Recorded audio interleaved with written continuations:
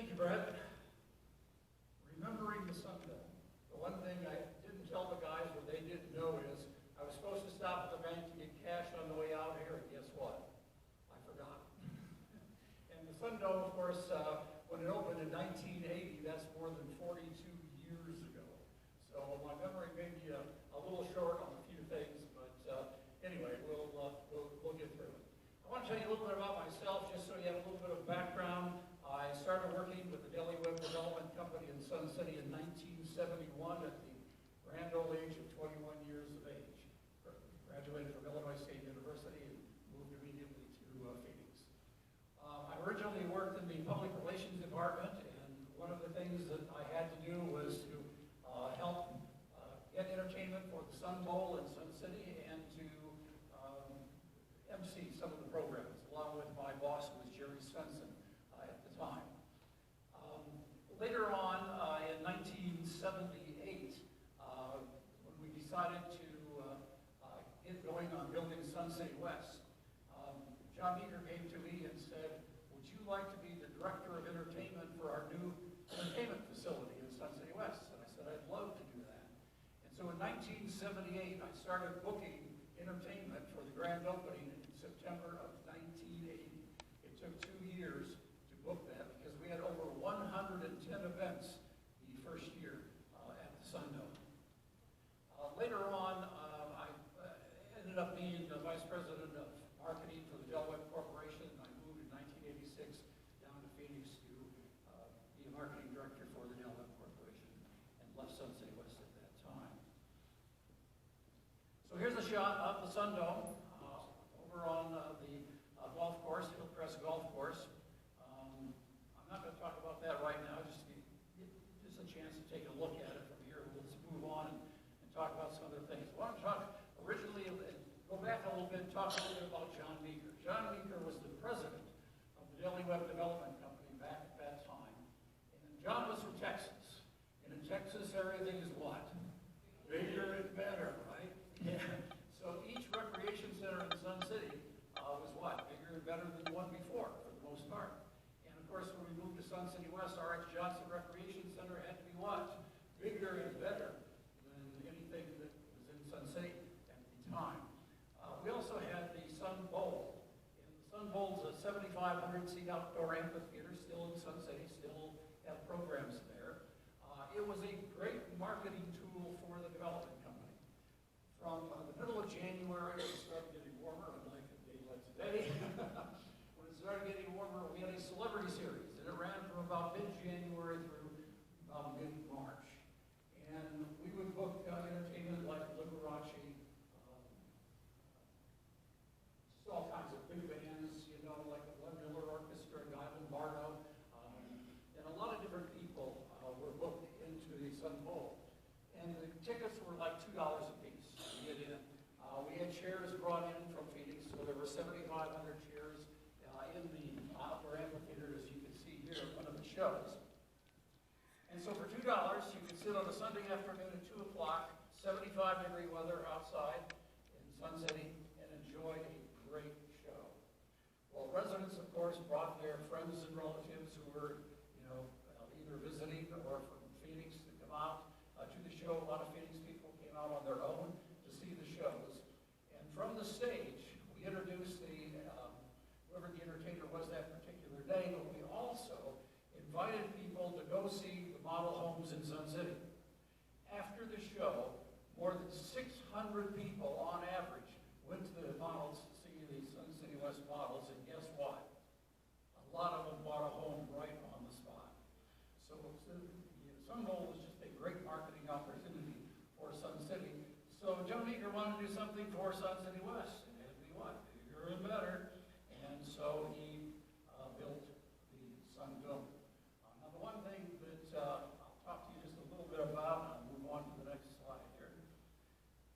See the work starting on the facility in 1979. Not a lot to see right there. But we talked about different types of a facility. And one of the things that we talked about was an air-supported dome to go over the top. He wanted something that was going to be an indoor facility, unlike what they had in Sun City, the outdoor facility, Sundome could have programs 12 months out of the year, every day of the year. And so we looked at a bubble facility, a blow-up bubble facility to go over the top of a sun bowl. And at that point, we found out that it was the dry desert heat. If they opened all the doors before a show or after a show, it could blow people right out the door. So they gave up that idea and decided to construct a facility with a regular roof. Here's a shot of the indoors of the facility as it was being built. You can see the I-beams across the top there. The I-beams that go all the way across the facility. The facility was 80 yards from the back of the facility to the front of the stage, 80 yards. It was 110 yards across. So you could actually almost fit 2 football fields side by side in the main arena of the facility. The I-beams that you can see here, the ones that go across, they were 250 feet long, 19 feet wide. They were the largest I-beams ever constructed in the United States at that time. That's how big they were. You can see the sound baffles, the little squares up in the ceiling there. That was for acoustics. And the Sundome had absolutely fantastic acoustics for its size. And in the floor of the facility, I don't think you can quite see that in there, but there was an antenna in the floor. So if you wore a hearing aid and you had Bluetooth hearing aids, you could actually tune your hearing aid into the program. And so you could have it as loud or as soft as you wanted in your hearing aid. So it was just a cutting-edge facility for people of hard of hearing. The facility was 108,000 square feet inside, 108,000 square feet. It cost $8.6 million to build the facility.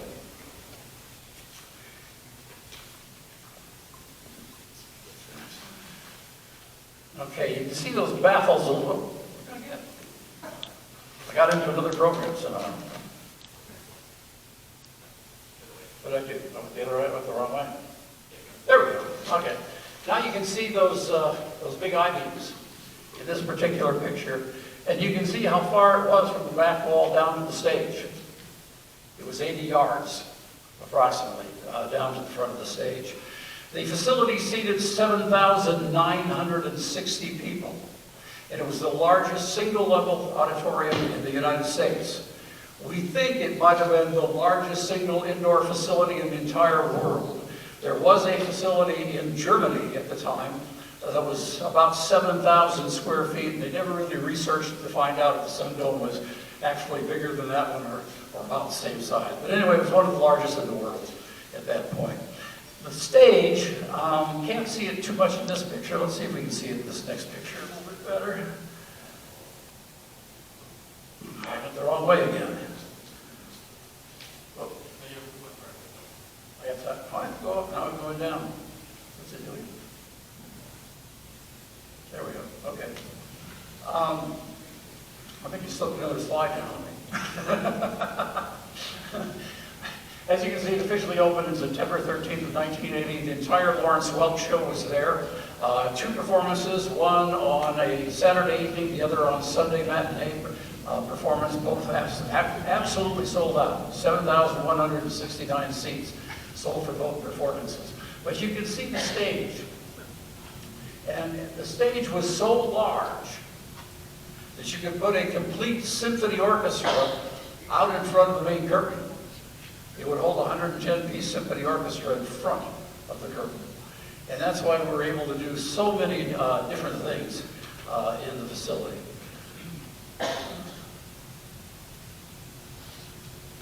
There we go. Okay, these are the seats in the facility. The floor slopes 17 feet in the 225-foot distance from the back of the wall down to the stage. So you can see that there was a pretty good slope of 17 feet, so you can pretty easily see over the people in front of you. You also might need to take a quick look at the distance between these different rows. You could sit down and people could walk by you to get to their seats. You didn't have to, everybody has to get up in most auditoriums and somebody has to, schlep down to get to their seat. You didn't have to do that at the Sundome. And so it was just a great situation for that too.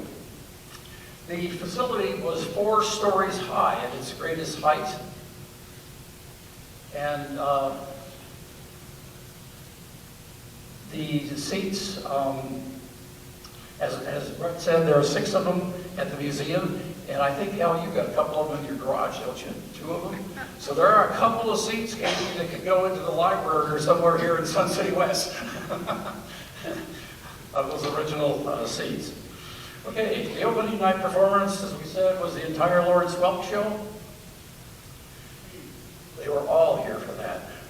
What great people. These people were just some of the nicest people you'd ever want to meet. Very, very grateful for the opportunity to come here and perform each time.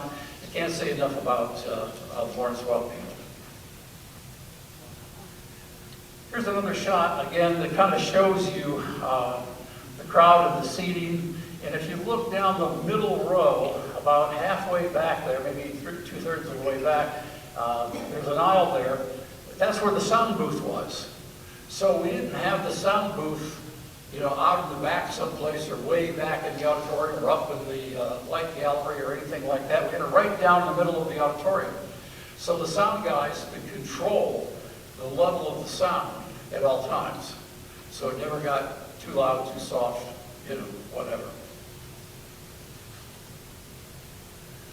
We had a box office as you entered the courtyard.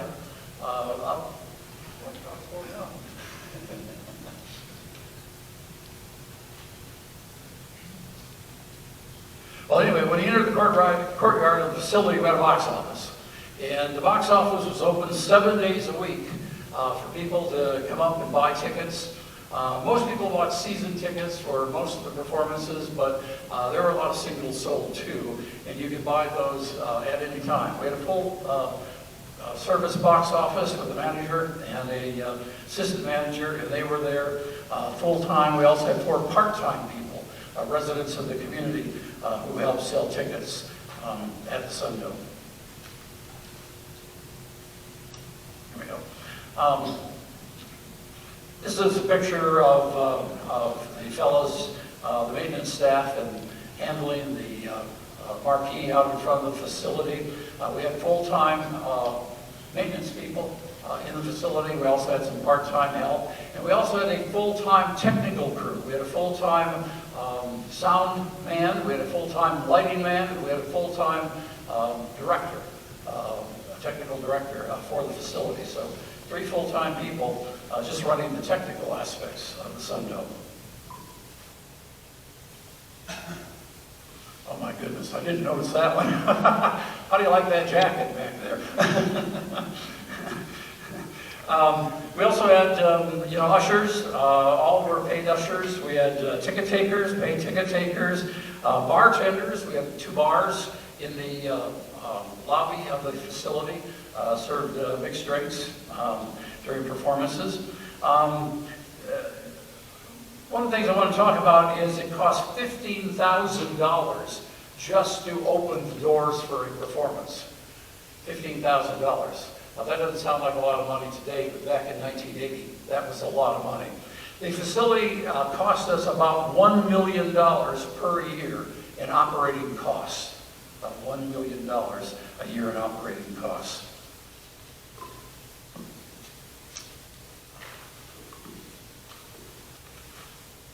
So as I mentioned, year 1, we had 110 performances in the Sundome. We were closed July and August. So that meant that we had about 11 programs per month, or about 3 programs per week in the facility. So there was something to do with the Sundome all the time in those 10 months. Each year we had a celebrity series. We had a fall celebrity series. We had a spring and summer celebrity series. And, you know, we bring in people like Lawrence Welk, Bob Hope, Red Skelton, John Denver, Perry Como, Andy Williams' Christmas show. We had that about 2 or 3 years. Johnny Cash, Milton Berle, and Stephen Eady, just to name a few of the entertainers we had. People always ask me, who is your favorite entertainer? My favorite entertainer is very, very easy. It was Red Skelton. Why was it? Hey, I got to tell you, when I was a kid, I couldn't stand when my parents turned that program on. I couldn't stand to watch it. But Red, every time Red Skelton came to Sundome, and he came several times, the program was sold out weeks in advance. Weeks in advance. He came in always a week before his Sunday performance or his Saturday night performance, and he went to the hospital, visited sick people in the hospital. Every day during that week, he went and bought his wife a special gift while he was here. One of the other things is he didn't want me to take him out to dinner. You know, we took a lot of people to the Point Tapatio Cliffs. They were one of our sponsors, and they provided us with free meals at Point Tapatio Cliffs at the Hilton in Phoenix on 7th Street, north of Thunderbird, or south of Thunderbird, I'm sorry. And up on the top, good views of the whole valley. And anyway, he didn't want to do that. He came to my house.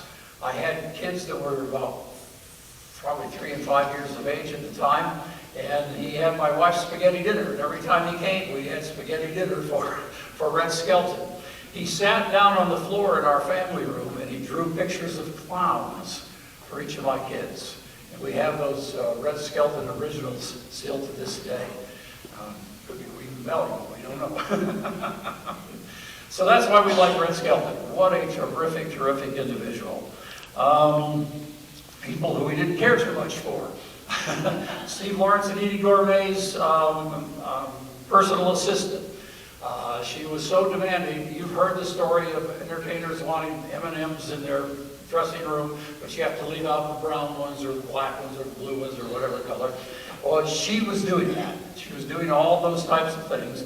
And finally, my technical advisor called me one day from the Sundome, and he said, or actually it was the morning of the performance, and he said, can I take Steve and Edie's his assistant and throw her in the lake in Hillcrest Lake behind the Sundome? And he said, and I'm not kidding either. I said, sure, go ahead. Anyway, they got it worked out by the time that I got there. So anyway, another this interesting thing, Milton Berle came to the Sundome. I think it was for an anniversary of Sun City West. I think maybe it was the 10th, no, it could be 10th. Must have been the 15th anniversary of Sun City West, something like that. Anyway, we had Milton Berle, and he did a program, a little program in the afternoon over at the Beardsley Recreation Center. And that night, we had the program, his program at the Sundome. Well, my wife got the flu that day, and I had one son at the time, and he was about 6, I think. I had to bring him with me to the Sundome that night. So I introduced Milton Berle and came off stage. I told Brian, I said, now you stay there, you don't move. You do not move, period. Guess what? Part of the way through the program, there he is out in the middle of the stage with Milton Berle. And I'm thinking, what do I do? Do I run out and grab him or what? And I'm just about ready to take off out onto the stage to grab him and pull him off. And Milton Berle puts his hand around him and he said, oh, what's your name? He said, my name is Brian. He said, do you go to school? He said, yes. He said, are you married? He said, no. And finally he said, who is your favorite comedian? And Brian said, Bob Hope.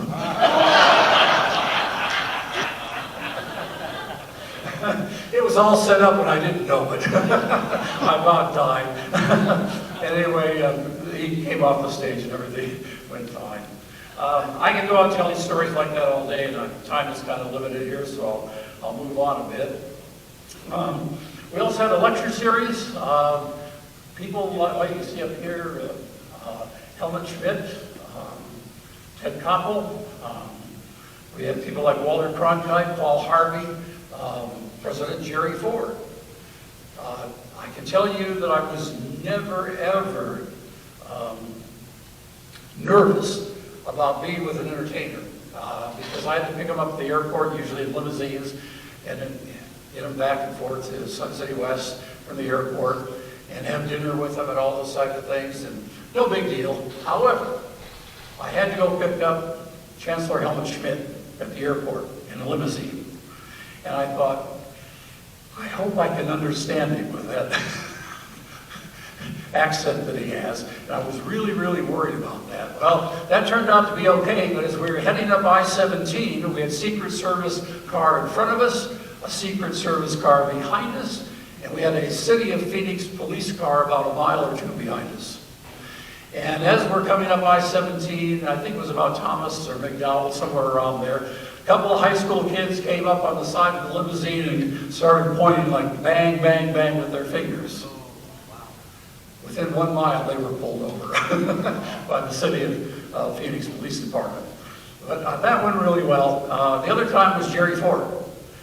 We had Jerry Ford the day after he got back from the Sadat funeral. If you remember about the Sadat funeral, there were 4 American presidents at the Sadat funeral. Jerry Ford was one of them.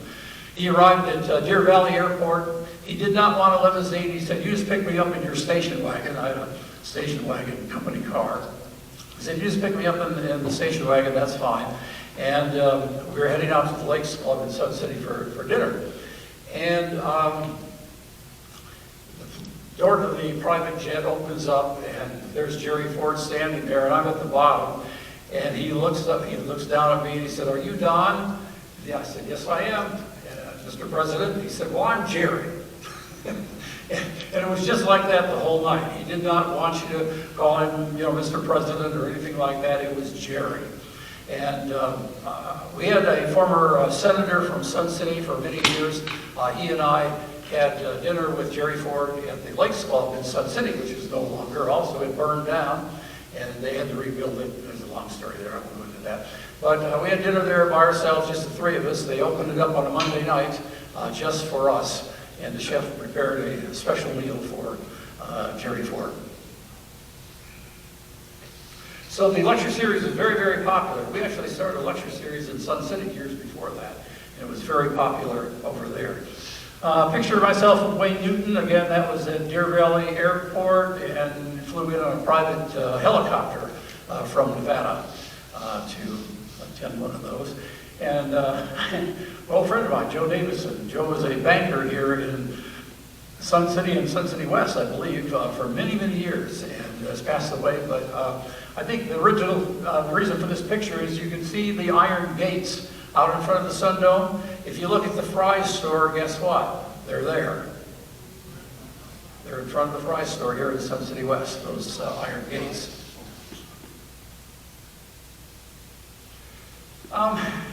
The facility allowed us to do many, many, many, many things. Other types of events. We had symphonies from all over the world. We had the Sun City Symphony. Sun City had its own symphony orchestra back in 1980. I taught the, Emmett Serrig was the president of the Sun City Symphony Association, and he was a former director of bands at the University of Wisconsin. And I tried to talk them into moving out of Sundial Recreation Center in Sun City to the Sundome in Sun City West. They were skeptical because of the 7,000 seats. They could only get about 1,000 people to attend in Sun City. And I said, "So Emmett, here's what we're going to do. The first half of the program, the symphony program in the Sundome, will be a Pops program, similar to the Boston Pops. The second part of the program will be symphonic music, so, we satisfy people, people wanting to come to hear a symphony. But I said it won't be just any types of music. It's going to be Symphony's top 40 hits." And he looked at me like, "What are Symphony's top 40 hits?" And I said, "Well, it's like, I can't think. William Tell Overture, as an example." So that's what they did. And guess what? They sold 5,200 tickets, season tickets, to the Sun City Symphony in its first year in the Sundome. No symphony in the United States have ever sold close to 5,000 season tickets. And they were in the black. And they remained in the black for the first couple of years, and then the members of the symphony didn't want to do pops anymore, and they switched back to classical, and it ended. We had things like we had a three-ring circus in the Sundome. Again, not looking at that stage now, but I went back to that stage. Remember I told you, if you see the 110-piece symphony orchestra on the apron in front of the main curtain? Well, we had a 3-ring circus on there. We had lions, elephants, tigers, the whole ball of wax performing on the Sundome stage. The biggest thing is we had a slide for life. We had a gal on a wire from the lighting control center at the back of the Sundome all the way down to the front of the stage, a wire. And she hung from her mouth and slid all the way down from the back over the audience to the front of the stage, a slide for life. And that was one of the highlights of it. Yesterday I attended the Barrett Jackson Auto Show in Scottsdale, and guess what? One of the first Barrett, if not the first, I'm not sure. I was trying to find somebody that could tell me if it was true or not, but one of the first Barrett Jackson Auto Shows was at the Sundome. So what they did is they had the cars in a pen, a fenced-off lot out in the parking lot, out in front of the Sundome, and they would bring the cars down to the back, drive up onto the stage, and there was a rotating, whatever you call it, device anyway. They drive the car up onto it. The car would rotate around 2 or 3 times as they're auctioning off the car. It would drive off, and the next one would come up.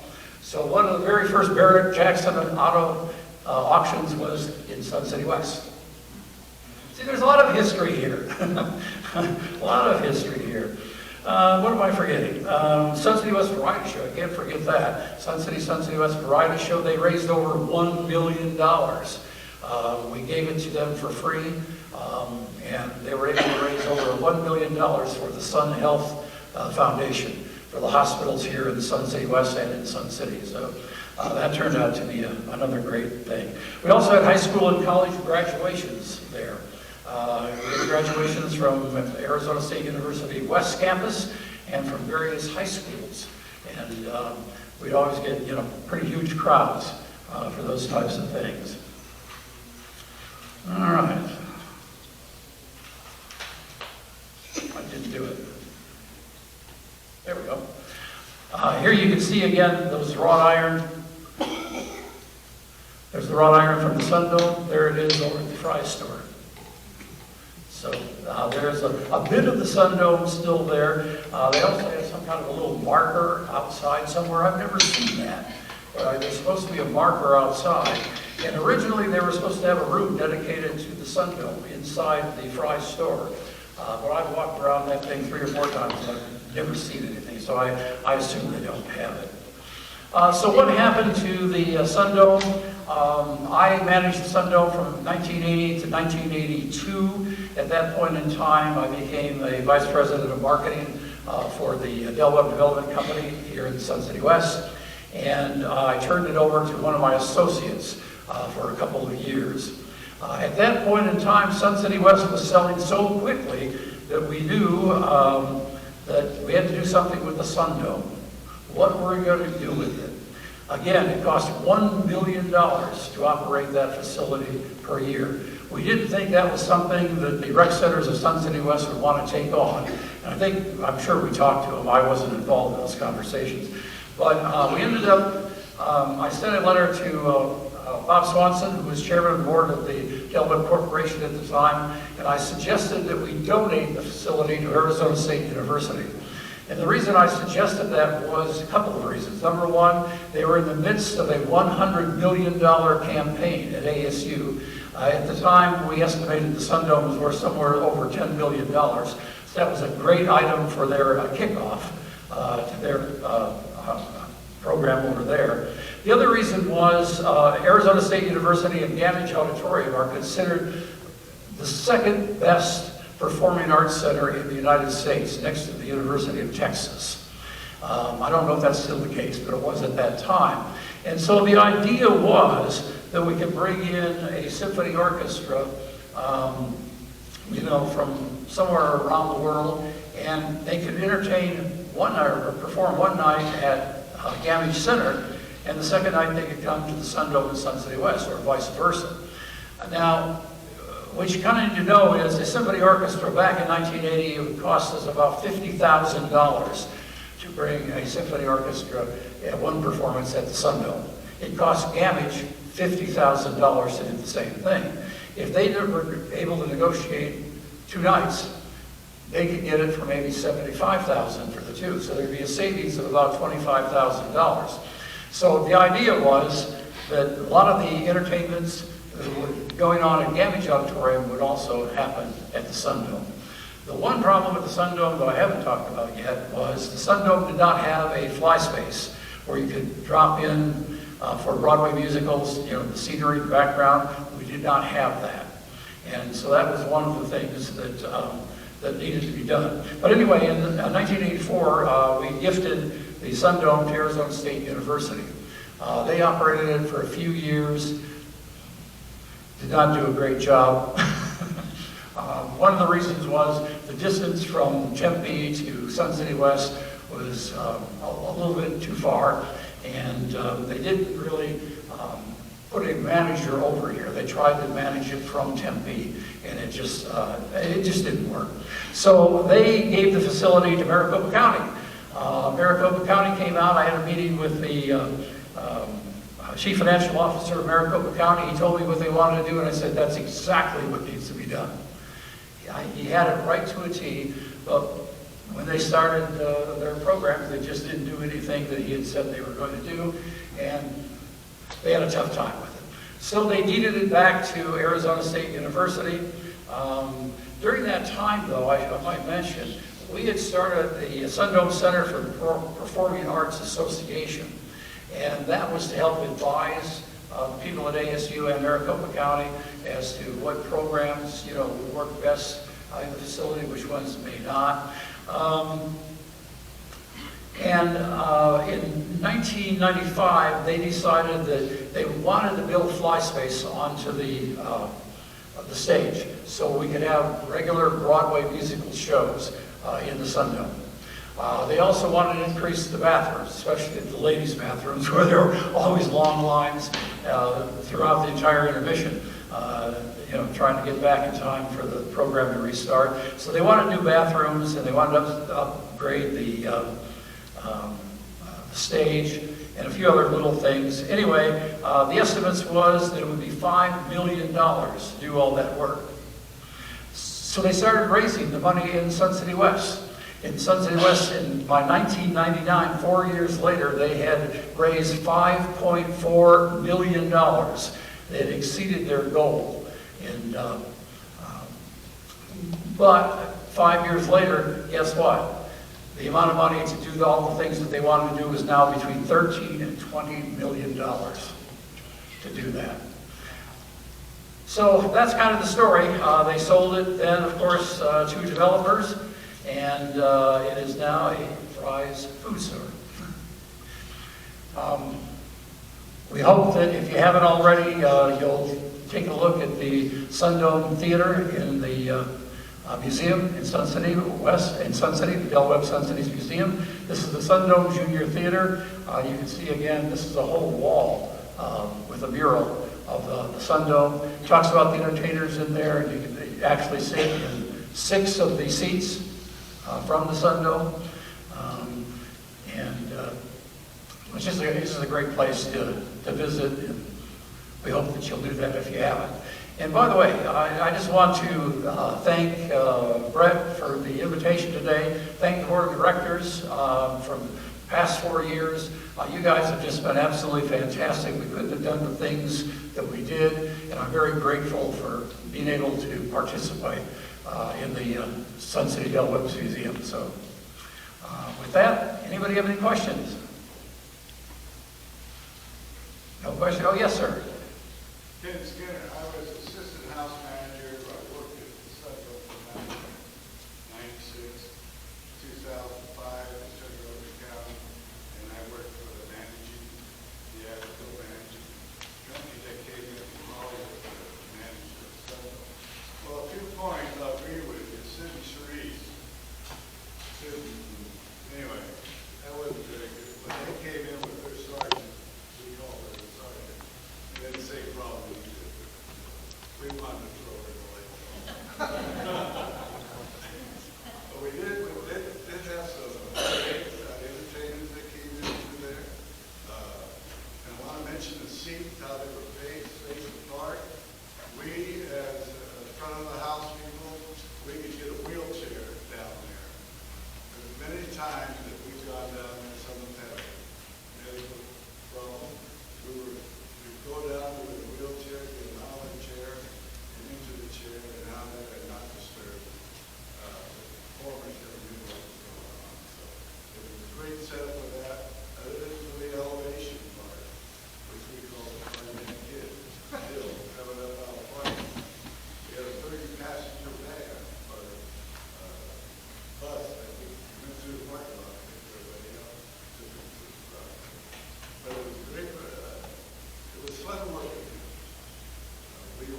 at the high where you were in the 80s, there in the late 90s, with their Sundome was declining. We didn't get the performance that you had. But we had a great time. It was a lot of fun, great experience, and I can get up and touch it. It was good. It was fun. Thank you very much. Yes. It was a great fun place to work. There's no question about it. We all had a great time at the Sundome and with all those performances. And I forgot to mention, I'm glad you mentioned about the handicapped people. We talked about the big antenna in the floor of the facility that people could tune their hearing aids into. I didn't mention that in the back row, you can't quite see it in that picture, but the back row was for handicapped, where they could wheel wheelchairs in, and they had a little desk in front of them where they could put their arms and hands or whatever on it, or have something there, drink or something on the front of it. Yeah, it was a terrific place. I was told that there was a great wind that went through and lifted up the roof and moved it over. Can you just elaborate on that?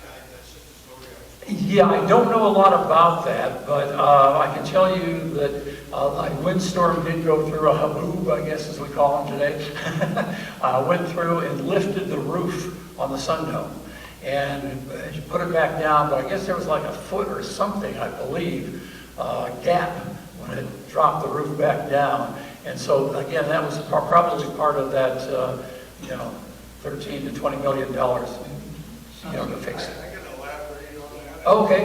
August 15th, 1996, we had that 110-mile-an-hour inline wind come through, lifted up the roof on the Sundome.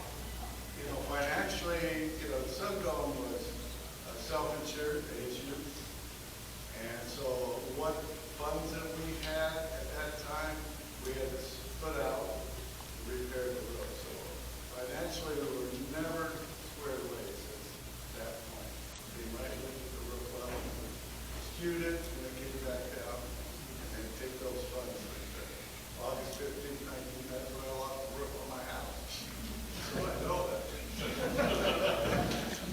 Okay. Any other questions? Yes, sir. I was wondering how many people here ever were in the Sundome? Oh, good question. Quite a few. Quite a few. Yeah, thank you. Thank you. I was going to ask that and I forgot. Another thing that I forgot. Yes, sir. When was the last performance at the Sundome? Sir, when was the last performance at the Sundome? Do you know?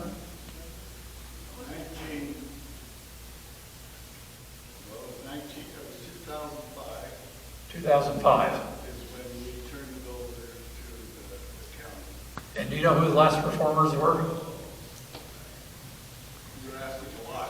I know. You can't remember Stop at the Bank either, can you? I remember Get the Bad Guy. Yeah. The grand reopening was Bob Dylan. Yeah. Yeah, at the time. They had some really good performers in there. A lot of the performers, to be real honest with you, in my opinion, it's just my opinion, they were not appropriate for the residents of Sun City and Sun City West.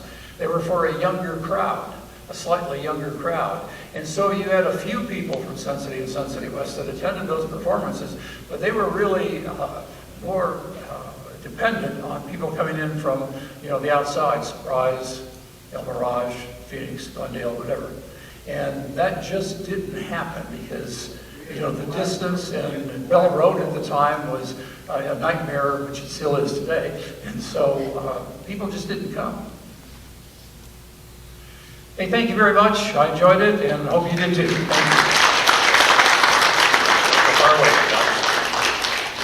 you. So we've talked about Don as a president the past 4 years, and so we're so happy that he would come and talk to us today. Great talk. I think every time I hear him